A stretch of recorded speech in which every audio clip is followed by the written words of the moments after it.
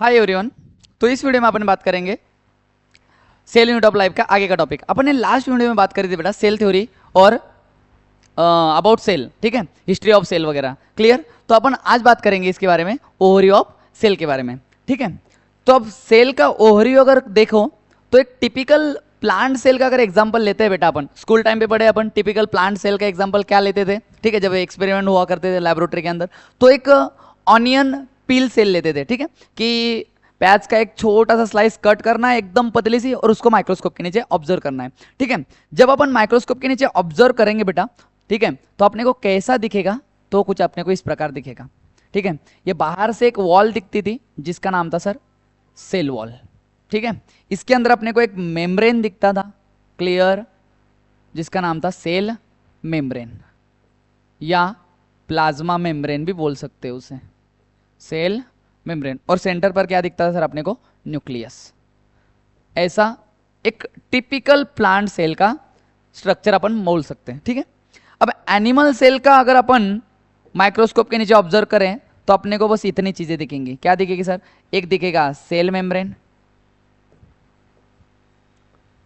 और दूसरा दिखेगा न्यूक्लियस। मतलब यहां पर क्या नहीं है सर, यहां पर सेल वॉल अपसेंट है सर। ये लास्ट लेक्चर में अपन ने लास्ट वीडियो में बात कर ली है कि ये बात पहले ही बता चुके हैं अपने को थियोडोर शॉन के सेल वॉल खाली प्लांट्स के पास होती है, ये प्लांट का यूनिक फीचर है, एनिमल सेल के अंदर अपसेंट होती है, ठीक है। दोनों में अपने को क्या दिखे, न्यूक्लियस दिखे। तो एनसीईआरटी में जैसे जैसे आगे बढ़ रहे हैं अपन, क्लियर हुआ, वैसे वैसे जा रहे हैं, ठीक है। तो ओवरव्यू में स्टार्टिंग में ये बातें करिए, एक टिपिकल प्लांट सेल का एग्जांपल लो, एनसीईआरटी बोल रही है, ठीक है। उसमें अपने को क्या दिखेगा, सेल वॉल दिखेगी, cell membrane and nucleus. Animal cell का एग्जांपल लिया तो यहाँ पर सेल वॉल नहीं दिखेगी, क्या दिखेगा, सेल मेम्ब्रेन और न्यूक्लियस दिखेगा, ठीक है। अब न्यूक्लियस के बेसिस की अगर बात करें तो और दो प्रकार की सेल आती है न्यूक्लियस के बेसिस के ऊपर, ठीक है। न्यूक्लियस कैसा है, ठीक है, तो on the basis of nucleus, ठीक है, तो दो प्रकार के सेल आते हैं। एक को बोला जाता है बेटा प्रोकैरियोटिक सेल और दूसरी होती है यूकैरियोटिक सेल। प्रोकैरियोटिक में जो प्रो है बेटा, इसका मीनिंग है प्रिमिटिव, क्या बोला जाता है, प्रिमिटिव। और कैरियन मतलब होता है न्यूक्लियस, ठीक है। तो ऐसी सेल जिसके अंदर प्रिमिटिव टाइप ऑफ न्यूक्लियस हो, ठीक है। अब सर प्रिमिटिव टाइप कैसा, कि मतलब उसके पास without nuclear membrane, without nuclear membrane, proper nuclear membrane नहीं है वगैरह, ठीक है। ऐसा जो न्यूक्लियस वाली सेल है उस सेल को अपन क्या बोलते हैं, प्रोकैरियोटिक सेल। जिसमें एग्जांपल क्या क्या आएंगे सर, तो एग्जांपल आएगा किंगडम मोनेरा वाला बैक्टीरिया। समझ में आ रहा है, क्लियर। और डिफरेंस अपन आगे देखेंगे, ठीक है। यूकैरियोटिक सेल में क्या खास बात होती है, तो यू का मतलब होता है बेटा ट्रू, यू माने ट्रू। और कैरियन आपको पता ही है, कैरियन अभी देखा अपन ने, कैरियन मतलब होता है न्यूक्लियस, कैरियन मतलब न्यूक्लियस। अब सर ऐसा न्यूक्लियस जिसके पास वेल डिफाइंड मेम्ब्रेन है, क्लियर हुआ, ठीक है। तो cell that contain true type of nucleus, true type of nucleus, समझ में आ रहा है, उसको बोलेंगे अपन यूकैरियोटिक सेल। यही डिफरेंस नहीं होता है खाली, डिफरेंस और भी होते हैं, क्लियर हुआ। यहां double membrane bound organelle plus single membrane bound organelle absent रहेंगे, ठीक है। इधर दोनों रहेंगे single membrane bound organelle plus double membrane bound organelle, इधर सेंट्रियोल वगैरह अपसेंट रहेंगे, उधर सेंट्रियोल वगैरह प्रेजेंट रहेंगे। डिफरेंसेस है आगे, बट बेसिक अगर नाम का डिफरेंस अगर देखे सर, ठीक है, तो प्रो मतलब प्रिमिटिव टाइप वाला न्यूक्लियस रखने वाली cell, that is a prokaryotic, and ये वाली यूकैरियोटिक, ठीक है। अब यूकैरियोटिक अगर देखा जाए तो यूकैरियोटिक में कौन कौन आएगा सर एग्जांपल, तो यूकैरियोटिक में आएगा फंगस आ जाएगी, प्लांट्स आ जाएंगे, एनिमल्स आ जाएंगे, प्रोटिस्ट आ जाएंगे, क्लियर हुआ। तो यहाँ पर यूकैरियोटिक सेल मतलब यूकैरियोट्स कौन कौन है, तो फंगाई हो जाएंगे सर, देन उसके बाद में प्लांट्स हो गए, एनिमल्स हो गए, क्लियर हुआ। ये क्या रखते हैं सर, यूकैरियोटिक सेल रखते हैं, क्लियर हुआ, ठीक है। तो ओवरव्यू में सेल, प्लांट सेल देखी, एनिमल सेल देखी और न्यूक्लियस के बेसिस पर दो सेल देख ली, ठीक है।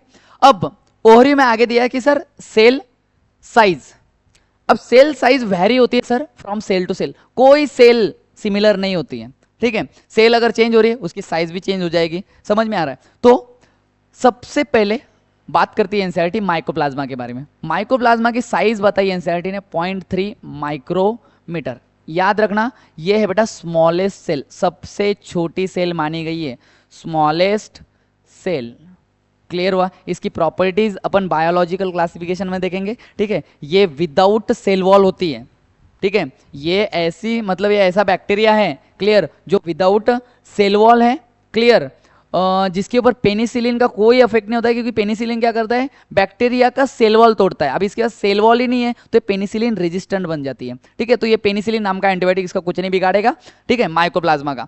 तो इसकी साइज कितनी है, 0.3 माइक्रोमीटर, सबसे छोटी सेल मानी गई है, स्मॉलेस्ट सेल, ठीक है। जोकर ऑफ माइक्रोबायोलॉजी भी बोलते हैं इसको, क्यों सर, क्योंकि अलग अलग शेप ले लेते हैं, कोई उसके पास सेल वॉल नहीं है, शेप देने वाला ही नहीं है, तो क्या ही शेप रहेगा उसका, फिक्स, बिल्कुल।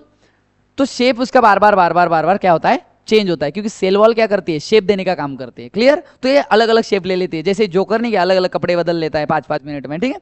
तो ऐसे अलग अलग शेप ले लेती है, जिसको जोकर ऑफ माइक्रो बायोलॉजी भी बोला जाता है। लार्जेस्ट सेल है बेटा एग ऑफ एन ऑस्ट्रिच,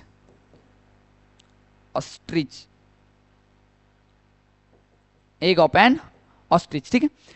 शाहमृग का जो अंडा होता है, ठीक है, इस अंडे को माना गया है लार्जेस्ट सेल, ठीक है। इसमें लगभग सिमिलर प्रॉपर्टी होती है सेल जैसी। ये कितना होता है, तो लगभग ये होता है 15 सेंटीमीटर का, समझ में आ रहा है। देन उसके अंदर लॉन्गेस्ट सेल आपको पता ही है, ठीक है, longest cell is a nerve cell, क्या है, नर्व सेल, न्यूरॉन बॉडी का, सिर से लेकर पैर तक रहेगा, that is the longest cell. Bacterial cell, एक टिपिकल बैक्टीरिया अगर देखो बेटा, तो टिपिकल बैक्टीरिया कितना है, 3 to 5 माइक्रोमीटर। देखो अब यहाँ थोड़ा सा कॉन्ट्रावर्शियल चीज है, अगर आप एनसीईआरटी देखो बेटा, सेल यूनिट ऑफ लाइफ में, अगर तुम पैराग्राफ पढ़ो तो पैराग्राफ के अंदर बैक्टीरियल सेल की साइज आपको ये बताइए कितनी, 3 to 5 माइक्रोमीटर, बट डायग्राम अगर देखो तुम तो टिपिकल बैक्टीरिया बोला है उन्होंने 1 to 2 माइक्रोमीटर। अब दिक्कत क्या है सर, हम ये करें या वो करें, अब देखो वो क्वेश्चन डायग्राम बेस्ड बनेगा, समझ में आ रहा है, और ये क्वेश्चन थ्योरेटिकल बनेगा। अगर डायग्राम दिए साइड में बैक्टीरिया की, वहां डायग्राम दी है, एनसीईआरटी अगर देखोगे आप तो डायग्राम दी है, देन उसके बाद में एक यूकैरियोटिक सेल दी है, बैक्टीरिया देके रखा है, पीपीएलओ देके रखा है, क्लियर, और वायरस देके रखे हैं, क्लियर। तो वहां पर डायग्राम बेस्ड क्वेश्चन अगर बना तो वहां पर आएगा 1 to 2 माइक्रोमीटर, क्लियर, और अगर थ्योरेटिकल बना तो ये आएगा 3 to 5 micrometre. Match the column 1 with 2 question बनता है। आरबीसी की सेल की साइज बोलिए सर 7 माइक्रोमीटर, कितना, 7 माइक्रोमीटर। देन उसके अंदर वायरसेस की बताइए साइज कितनी, 0.002 टू 0.2 माइक्रोमीटर, क्या, 0.02 टू 0.2 माइक्रोमीटर, ये वायरसेस की साइज बताइए। प्लस डायग्राम में पीपीएलओ दिया है तो पीपीएलओ की साइज बनाइए, बताइए 0.1 माइक्रोमीटर। पीपीएलओ क्या रहता है sir, PPLO is the pleuro pneumonia like organism, pleuro pneumonia like organism, ठीक है। इसकी साइज कितनी बताइए, 0.1 माइक्रोमीटर। तो याद रखना सेल साइज, एक ओवरव्यू पढ़ रहे हैं अपन, क्लियर हुआ, मतलब एक जनरल सेल के पास क्या क्या रह सकते हैं, ठीक है। तो सेल साइज देखेंगे, सेल शेप देखेंगे, क्लियर, सेल कितने प्रकार की on the base of nucleus, ठीक है। तो सेल साइज में सबसे पहले माइकोप्लाज्मा, क्लियर, 0.3 माइक्रोमीटर। देन उसके अंदर largest cell egg of an ostrich, longest cell neuron, bacterial cell 3 to 5 micrometre, RBC red blood cell 7 micrometre, viruses ये डायग्राम में दिया है, ठीक है, 0.02 टू 0.2 माइक्रोमीटर, एंड पीपीएलओ ये भी डायग्राम में दी है चीज, ठीक है, 0.1 माइक्रोमीटर, क्लियर है। देन ओवरव्यू में आगे अगर बढ़े तो अपने को क्या देखने को मिलता है, तो सेल शेप बताइए, एनसीईआरटी ने अलग अलग डायग्राम में दिया है। ये डायग्राम को डायग्राम बेस्ड क्वेश्चन भी बन सकता है, प्लस डायग्राम बेस्ड के अलावा बेटा direct match the column 1 with 2 बनेगा, ठीक है, कि सेल दे देंगे इधर और इधर दे देंगे shape, match the column 1 with 2। RBC का सबको पता ही है बेटा, ये कैसी रहती है, round and biconcave, round and biconcave, concave, ठीक है।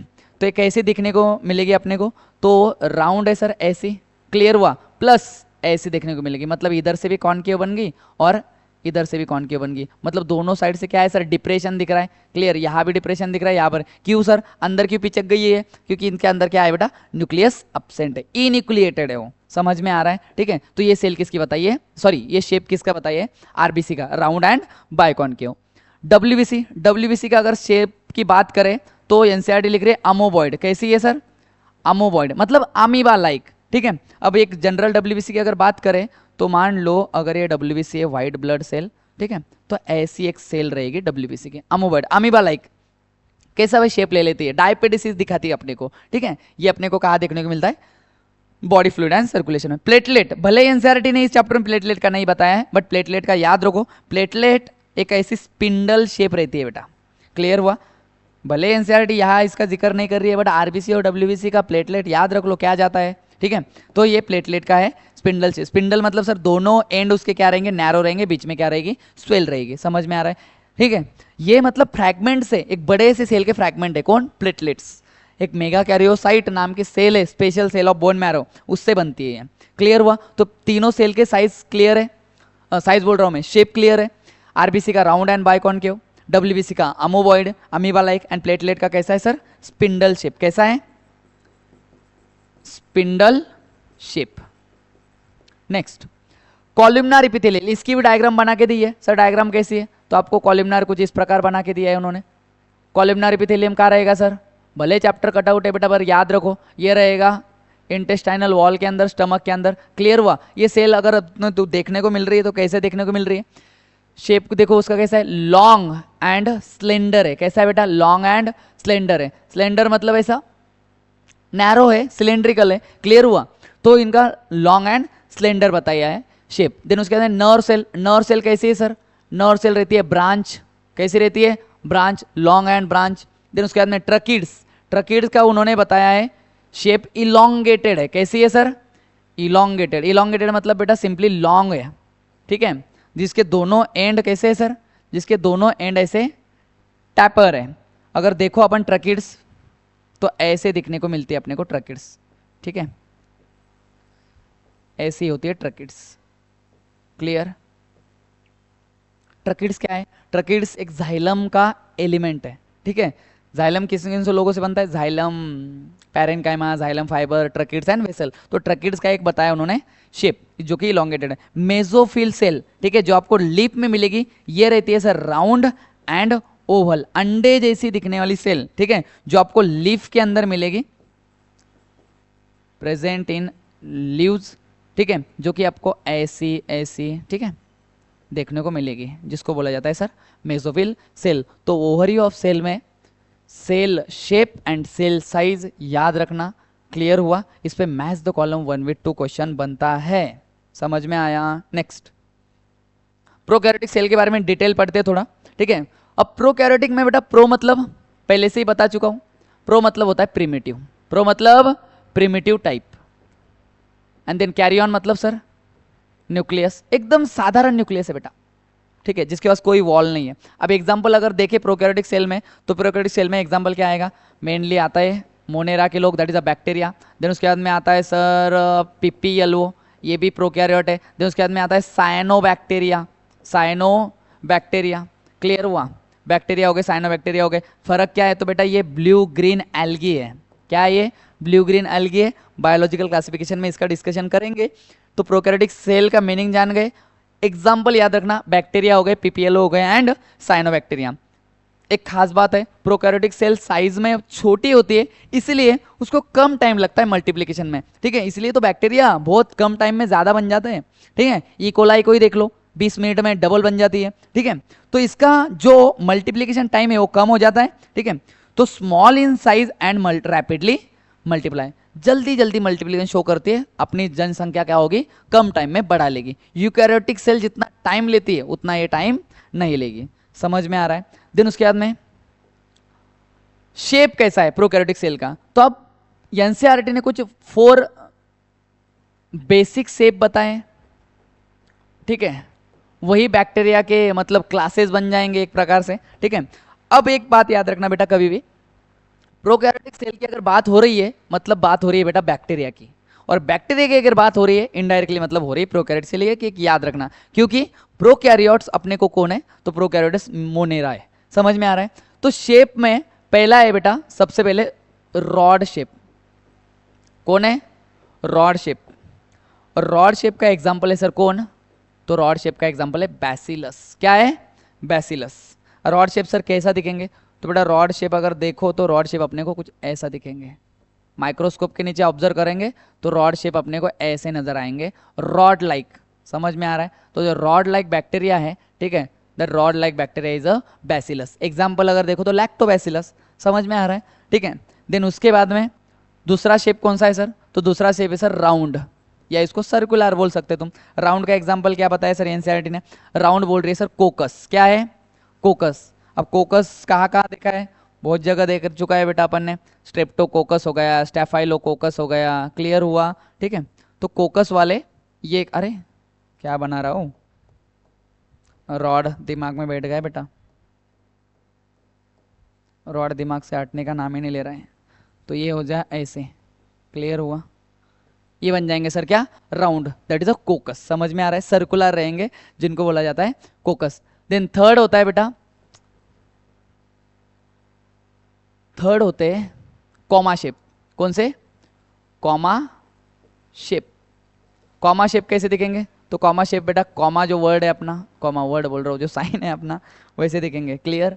कॉमा शेप कौन से, एग्जाम्पल, इनको बोला जाता है विब्रियो। क्या बोला जाता है, विब्रियो। समझ में आ रहा है, क्लियर। तो ये हो गया कॉमा शेप। देन लास्ट वाला कौन सा है, तो बेटा है स्पाइरल शेप। कौन सा, स्पाइरल शेप। स्पाइरल शेप कैसा दिखेगा, स्प्रिंग जैसे दिखेंगे अपने को बैक्टीरिया, ऐसे ऐसे ऐसे ऐसे ऐसे। ये अपन कहाँ देख रहे हैं बेटा, ये सारे के सारे शेप अपने को अंडर माइक्रोस्कोप पता चले, इसका नाम में आंसर है। तो आप क्या बोलोगे, स्पाइरिलम, ठीक है। तो शेप कितने हैं सर प्रोकैरियोटिक सेल के, तो बेसिक 4 शेप है बेटा। पहला है रॉड शेप, दूसरा है राउंड, तीसरा है कॉमा शेप, एंड फोर्थ है स्पाइरल शेप। समझ में आ रहा है, क्लियर। रॉड शेप कौन सा है सर, बैसिलस है। देन उसके बाद में राउंड कौन सा है, कोकस है। देन उसके बाद में कॉमा शेप कौन सा है, विब्रियो। एंड स्पाइरल कौन सा है सर, स्पाइरिलम। अब कभी कभी क्या होता है पता है क्या, ये एक शेप वाला बैक्टीरिया दूसरे शेप में भी कन्वर्ट हो जाता है। अब मान लो तुम्हें, अगर मान लो राउंड शेप वाले बैक्टीरिया ने इन्फेक्शन कॉज करा है, ठीक है। अब राउंड शेप वाले बैक्टीरिया से इन्फेक्शन हुआ है, तो अब डॉक्टर के पास गए, वो देखेगा कि हाँ हाँ ये बैक्टीरिया, इसके अनुसार उसको मेडिसिन देगा, क्लियर। अब वो मान लो तुमने मेडिसिन ली और वो बैक्टीरिया तुम्हारी बॉडी के अंदर दूसरे शेप में कन्वर्ट हो गया, क्लियर। अब वो मेडिसिन काम करेगी के ऊपर, नहीं काम करेगी, मतलब वो बैक्टीरिया ने शेप चेंज कर दिया, नेचर चेंज कर लिया है, क्लियर हुआ। तो ये जो होता है शेप चेंजिंग नेचर, इसको बोला जाता है प्लियोमॉर्फिक नेचर। क्या बोला जाता है, प्लियोमॉर्फिक नेचर, ठीक है। तो यहां पर लिखता हूं शेप चेंज करना, ठीक है। एक बैक्टीरिया दूसरे बैक्टीरिया के शेप में जाना, इस शेप चेंज को बोला जाता है बेटा प्लियोमॉर्फिक नेचर। प्लियोमॉर्फिक नेचर, याद रखना, क्लियर हुआ। एक्स्ट्रा है बट याद रखना, प्लियोमॉर्फिक नेचर। नेक्स्ट, अब आगे बढ़ते प्रोकैरियोटिक सेल में। क्या क्या पढ़ा अपन ने प्रोकैरियोटिक सेल में अभी तक, प्रोकैरियोटिक सेल में देख लिया सर, प्रोकैरियोटिक सेल का मीनिंग देख लिया, एग्जांपल देख लिए। देन उसके बाद में एक खास बात देख ली, साइज में छोटी होती है, जल्दी मल्टीप्लाई होती है। प्रोकैरियोटिक सेल का शेप दिख लिया, इतने प्रकार के शेप पाए जाते हैं। प्लस अब उसके अंदर देखते हैं अपन कुछ डबल ऑर्गेनल्स मिलते हैं कि नहीं मिलते। तो डबल मेम्ब्रेन बाउंड ऑर्गेनल जो होते हैं बेटा, ये double membrane bound organelles prokaryotic cell के अंदर क्या होते हैं, अब्सेंट होते हैं। क्या होते हैं, अब्सेंट होते हैं। अब डबल मेम्ब्रेन बाउंड ऑर्गेनल में कौन कौन आएगा, तो डबल मेम्ब्रेन बाउंड ऑर्गेनल में आएगा सर सबसे पहले माइटोचॉन्ड्रिया, माइटोकॉन्ड्रिया, क्लियर हुआ। सेकंड आएगा सर प्लास्टिड, ठीक है, प्लास्टिड, जिसमें क्लोरोप्लास्ट, क्रोमोप्लास्ट, ल्यूकोप्लास्ट आते हैं। देन थर्ड आएगा सर क्या, थर्ड आएगा न्यूक्लियस। समझ में आ रहा है, ये सारे double membrane bound organelle prokaryotic cell के अंदर क्या होते हैं, अब्सेंट होते हैं। समझ में आ रहा है। नेक्स्ट, प्रोकैरियोटिक के साथ साथ ही कुछ सिंगल डबल मेम्ब्रेन के साथ साथ ही कुछ सिंगल मेम्ब्रेन बाउंड ऑर्गेनल होते हैं, ठीक है। ये भी ऑर्गेनल यहाँ पर क्या होते हैं बेटा, अब्सेंट होते हैं। क्या होते हैं, अब्सेंट होते हैं। अब सिंगल मेम्ब्रेन में क्या क्या आता है, तो बेटा सिंगल मेम्ब्रेन में आता है आपका एंडोप्लाज्मिक रेटिकुलम आ जाएगा, क्लियर हुआ। देन उसके बाद में गोल्गी बॉडीज आ जाएगी, गोल्गी बॉडीज बोलो या गोल्गी एपरेटस बोलो। उसके बाद में वैक्यूल आ जाएगा सर, ठीक है। उसके बाद में क्या आ जाएगा, लाइसोझोम आ जाएगा, ठीक है, लाइसोझोम्स आ जाएगा। देन उसके बाद में आ जाएगा सर माइक्रो बॉडीज, ठीक है। ये सारे की सारी चीजें ए सिंगल सेल से कवर होती है और इन्हें बोला जाता है sir single membrane bound organelle. ये सारी चीजें प्रोकैरियोटिक सेल के अंदर अब्सेंट होती है। फिर रहता क्या है सर प्रोकैरियोटिक सेल के अंदर, तो बेटा प्रोकैरियोटिक सेल बड़ी सिंपल है, क्लियर, जिसके अंदर कुछ नहीं, साइटोप्लाज्म होगा, ठीक है। देन उसके उनका जेनेटिक मटेरियल होगा, क्लियर, कुछ राइबोसोम्स होंगे सर, ठीक है।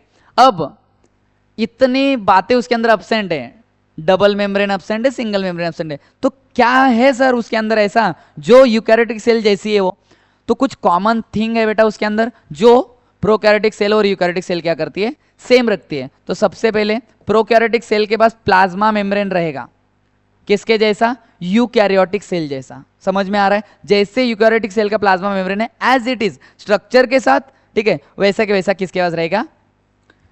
प्रोकैरियोटिक सेल के पास रहेगा। देन उसके बाद में रहेगा सर राइबोसोम्स, ठीक है। अब भले देखो राइबोसोम यहां पर 70 ईयर्स है, किसके अंदर? प्रोकैरियोटिक के अंदर। भले वहां यूकैरियोटिक के अंदर 80 ईयर्स है, बट राइबोसोम है तो राइबोसोम ना, इधर भी राइबोसोम उधर भी राइबोसोम। भले 70 ईयर्स छोटे राइबोसोम है, बट किसके सिमिलर है? यूकैरियोटिक जैसे राइबोसोम इसके पास रहती है। देन उसके बाद में साइटोप्लाज्म। ये तीन चीजें, साइटोप्लाज्म तक थोड़ा सा दिक्कत जाती है, बच्चों को पता नहीं लगता है कि साइटोप्लाज्म भी कॉमन थिंग है क्या। तो ये तीन चीजें सिमिलैरिटी है सर किसकी? बोथ प्रोकैरियोटिक सेल के एंड यूकैरियोटिक, मतलब प्लाज्मा मेम्ब्रेन बोथ दोनों के पास रहेगा, राइबोसोम दोनों के पास रहेंगे, साइटोप्लाज्म दोनों के पास रहेंगे। समझ में आ रही है बातें? क्लियर? साइटोप्लाज्म को तो एनसीईआरटी ने बोला है मेन एरिना है काय का सर? सेलुलर एक्टिविटीज का। मेन एरिना मतलब, मेन एरिना मतलब जहां पर मेन रिएक्शंस होगी। क्लियर? देन उसके बाद में अपन अगर स्ट्रक्चर की बात करें तो प्रोकैरियोटिक सेल का स्ट्रक्चर कैसा है? तो प्रोकैरियोटिक सेल का स्ट्रक्चर होगा बेटा कुछ इस प्रकार। तो एक सिंपल प्रोकैरियोटिक सेल अगर देखनी है बेटा, तो सिंपल प्रोकैरियोटिक सेल कुछ इस प्रकार दिखेगी। तो ये बाहर का जो लेयर होता है बेटा, ये बाहर के लेयर का नाम है सर सेल एनवलप। क्या बोला जाता है इसे? सॉरी, सेल एनवलप में आता है सबसे बाहर का ग्लाइकोकैलिक्स, ग्लाइकोकैलिक्स, ठीक है। जैसे देखो बैक्टीरिया बहुत प्रकार के हैं, बट अगर सिंपल बैक्टीरिया समझना है, सिंपल प्रोकैरियोटिक सेल समझनी है तो कुछ इस प्रकार रहेगी। तो आउटर मोस्ट कवरिंग जो होती है इसके बोला जाता है ग्लाइकोकैलिक्स। देन उसके बाद मिलता है सर अपने को सेकंड कवरिंग, क्लियर, जिसको बोला जाता है सर सेल वॉल। क्या बोलेंगे? सेल वॉल, ठीक है।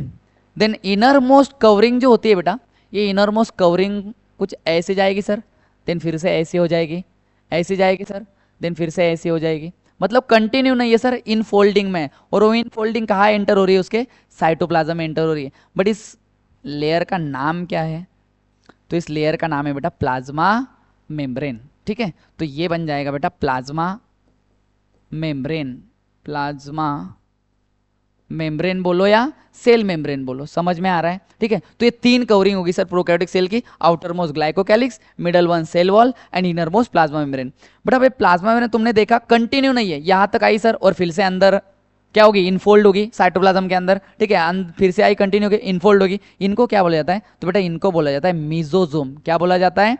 मीजोजोम, ठीक है। Very very important. मीजोजोम के फंक्शन क्या होते हैं क्या नहीं अपन आगे डिस्कस करेंगे। क्लियर हुआ? और मीजोजोम क्या है? इनफोल्डिंग ऑफ प्लाज्मा मेम्ब्रेन, अपन आगे देखेंगे। अब अंदर एंटर हो गए, जब अंदर एंटर हुआ तो मैं काय के अंदर आए, तो ये जो है ये सारा का सारा ये क्या है सर? ये साइटोप्लाज्म है। क्लियर? साइटोप्लाज्म ये है, समझ में आ रहा है? ये वाला क्या है सर?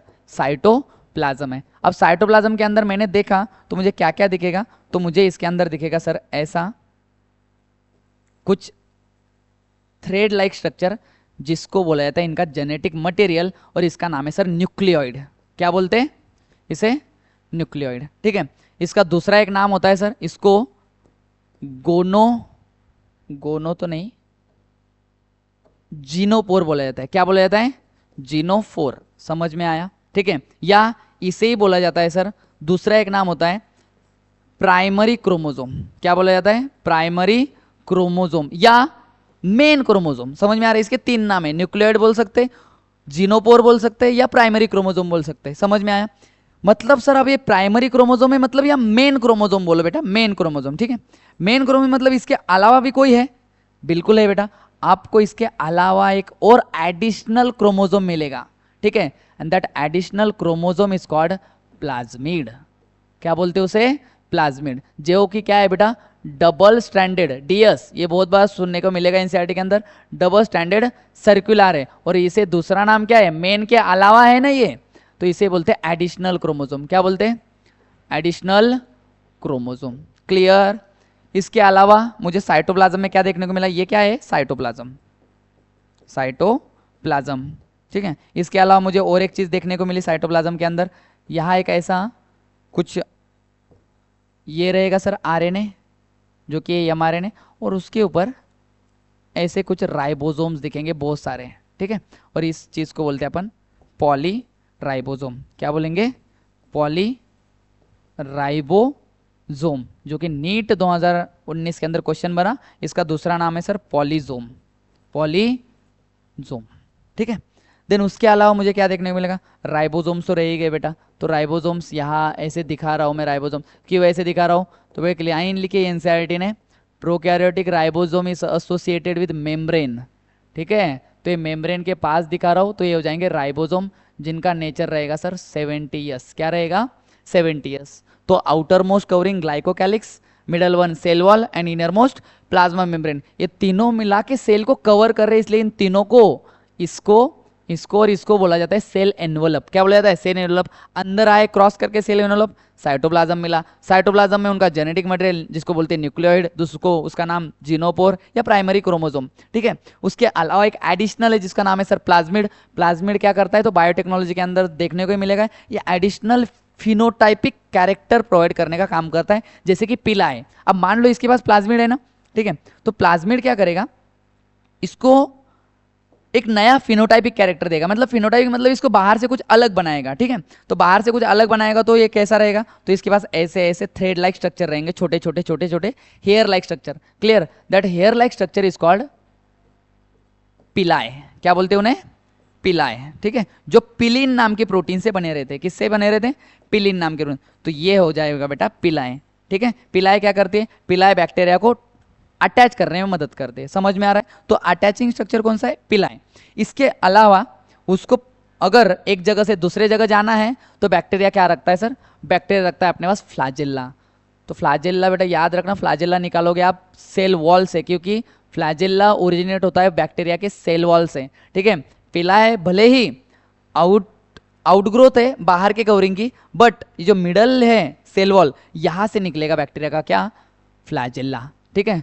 तो फ्लैजेल्ला इज अ लोकोमोटरी स्ट्रक्चर, पिलाए लोकोमोशन में हेल्प नहीं करेगी, फ्लैजेल्ला करेगा, समझ में आ रहा है। तो इस वीडियो में अपन ने क्या क्या देखा, तो इस वीडियो में अपन ने बात करी सर ओवरी ऑफ सेल की, ओवरी ऑफ सेल में प्रोकैरियोटिक सेल, यूकैरियोटिक सेल, उसके बाद में cell shape, cell size, then उसके बाद में बात करी प्रोकैरियोटिक सेल के, प्रोकैरियोटिक सेल में एग्जांपल्स देखे, देन उसके बाद में क्या क्या देखा, एग्जाम्पल्स के बाद में कि प्रोकैरियोटिक सेल के अंदर क्या रहता है क्या नहीं रहता है, एंड बाद में बात करी सर किसकी, स्ट्रक्चर के बारे में। तो एक जनरल टिपिकल प्रोकैरियोटिक सेल है।